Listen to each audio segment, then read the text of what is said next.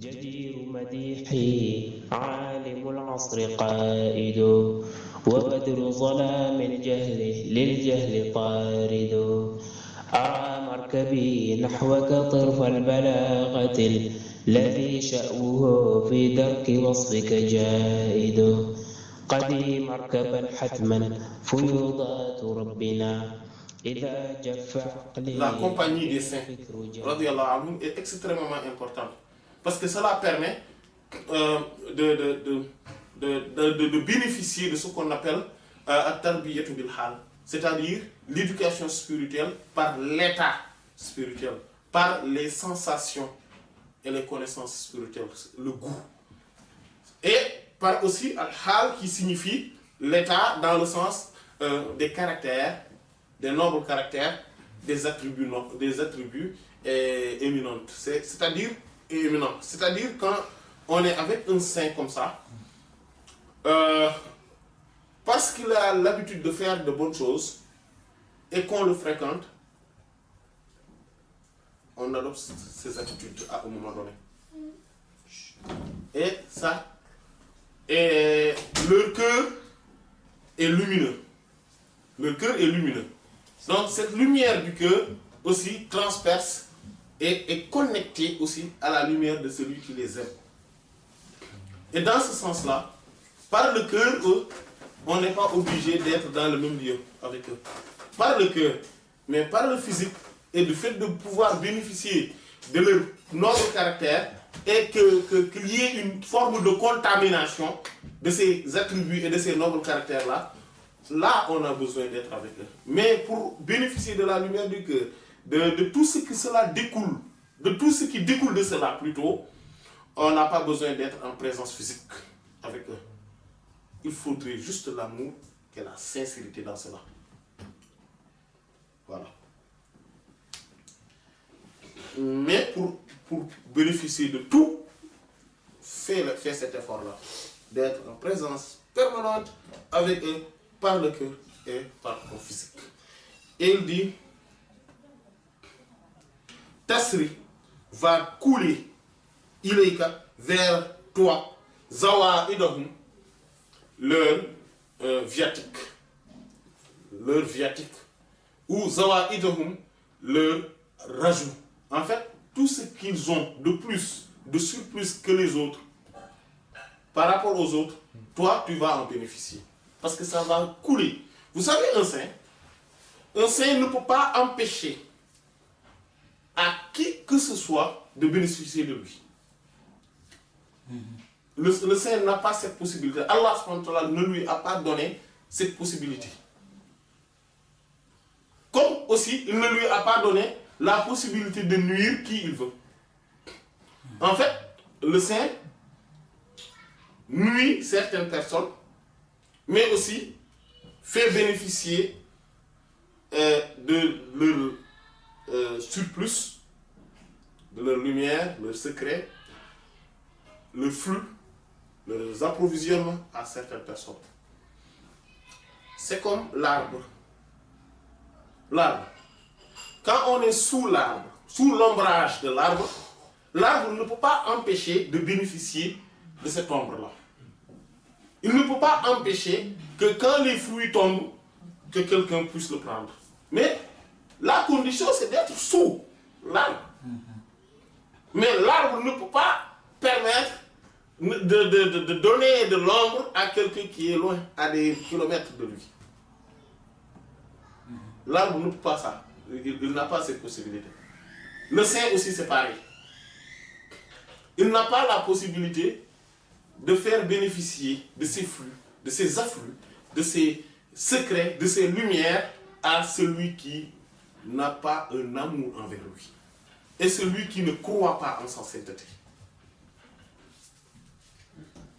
Mais celui qui croit en sa sainteté, il ne peut pas le lui empêcher de bénéficier de tout cela. Qu'il le sache ou pas. Il ne peut pas. Allah subhanahu wa ta'ala ne lui a pas donné la possibilité de garder les flux pour tel ou tel ou tel seulement. Et que les autres, non, ils n'en font pas partie. parce que ça ne me plaît pas.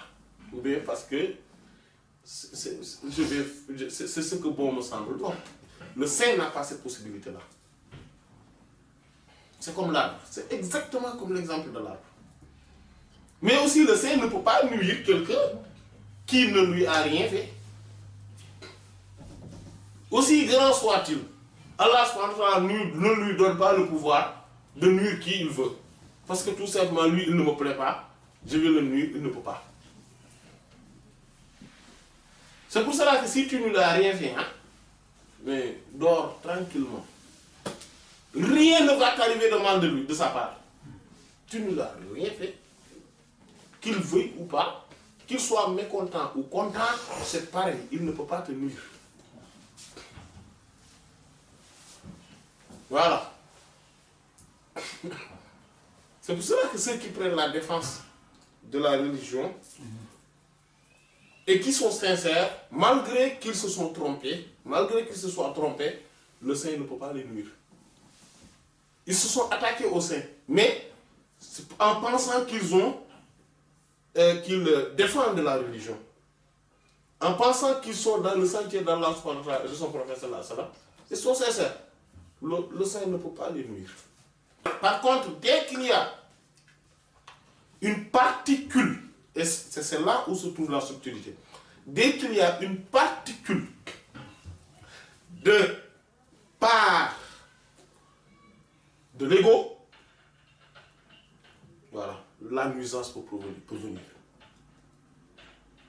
Voilà. La nuisance peut venir. Et c'est ça qui est difficile à ceux qui s'attaquent au sein. Le fait d'être totalement sincère et de n'avoir rien de part d'égo.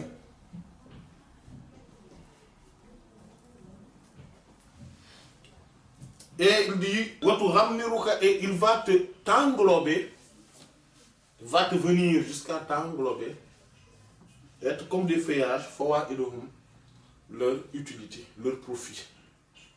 Quand tu es avec eux comme ça, quand tu les aimes, quand tu les fréquentes, quand tu es dans leur service et quand tu es dans leurs amours en permanence. Et se réformera. Zahiruka, ton intérieur, bitta addubi, par le fait de prendre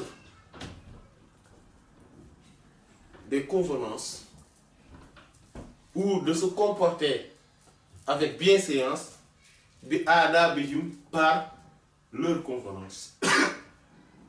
Quand tu les vois, quand tu les fréquentes, quand tu es avec eux, tu as tendance à les regarder et à prendre de leur convenance, de leur bienséance, de leur façon de faire. Et là aussi, non seulement ton intérieur va être réformé, et que tu vas puiser, ou plutôt te connecter à leur profit, à leur flux, leur lumière, leur secret, mais dans ton extérieur aussi, tu vas commencer à avoir leur bienséance, leur convenance, leur bonne manière à observer.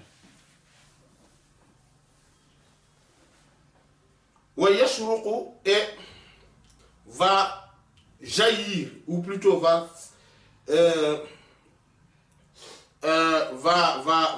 s'illuminer, voilà, va s'illuminer avec force, ton cœur, ton intérieur, par le fait de se parer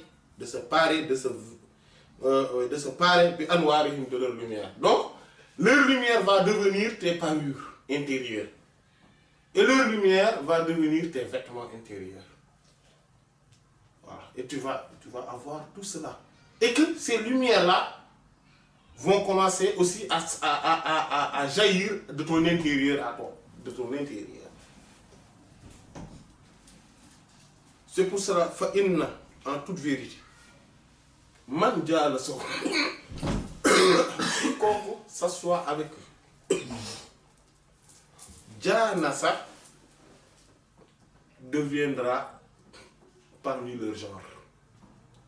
c'est-à-dire maintenant le genre qu'ils sont. Petit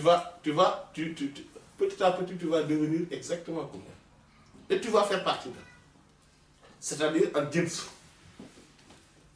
Un jins, c'est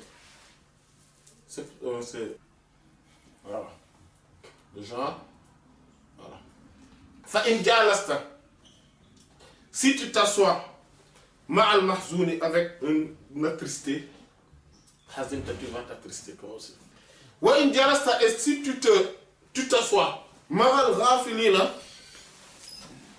avec les distraits, ceux qui sont dans la distraction, dans l'insouciance, dans la négligence, sur terre, sarat va couler ilayka, va venir ilayka vers toi, al-ghafla, cette négligence, cette insouciance, cette distraction. Ça, c'est le peuple africain. Voilà. Et au sarat, il va venir ilayka vers toi, al-yaqaza, l'éveil. Tu vas t'éveiller. C'est pour cela que فإنهم les saints, al-qawm, ce sont les gens, c'est le peuple dont la yashqa, c'est-à-dire les saints qui font le zikr, ceux qui sont dans le rappel, ceux qui sont dans l'enseignement du prophète sallallahu alayhi wa sallam en permanence. Eux, ce sont le peuple, ce sont les gens dont la yashqa ne sera jamais malheureux. Bihim, par eux, jalisuhum, celui qui est en assise avec eux. Celui qui est en assise avec eux n'est jamais malheureux. Il est sauvé à vie. Donc, si maintenant il dit, si le simple fait de s'asseoir avec eux permet d'accéder au bonheur et permet d'échapper définitivement au malheur, comment serait alors le cas de comment serait Yashqa, comment Yashqa serait affligé du malheur, khadimuhum, leur serviteur, celui qui est à leur service, wa muhibbuhum, et leur amoureux, celui qui les aime profondément et sincèrement. Wa anisuhum, wa anisihim, et celui qui est en leur compagnie. ولله وفيض الكتم نورا أحاطكم ويسقيك أنوارا وعمت أماجد وأسراره تسري كليث لفرهد على روحك الأصفى وظلت مكائد.